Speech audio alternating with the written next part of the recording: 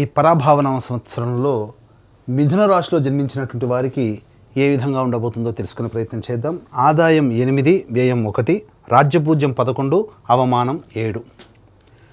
ఈ సంవత్సరం మొత్తం కూడా ఉన్నటువంటి 12 రాశులలో అత్యంత యోగప్రదంగా ఉండేటువంటి రాశుల్లో మొట్టమొదటిది ఈ మిథున రాశి అని చెప్పవచ్చు.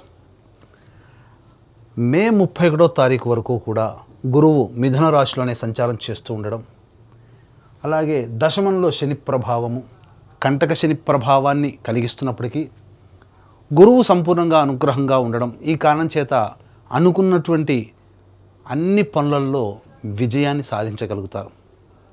అయితే ఇక్కడ ఓపిక పట్టాల్సినటువంటి సమయం ఏంటంటే, మీరు ఏ పని అనుకున్నప్పటికీ కూడా ఆ పనులలో ముందడుగు సాగాలన్నా, విజయాన్ని సంపూర్ణంగా అతి శీఘ్ర కాలంలో పొందాలన్నా, ఎటువంటి ఆటంకాలు లేకుండా అనుకున్న పని అనుకున్నట్టుగా జరగాలన్నా 1 జూన్ నుంచి మీరు ప్రయత్నం చేయండి.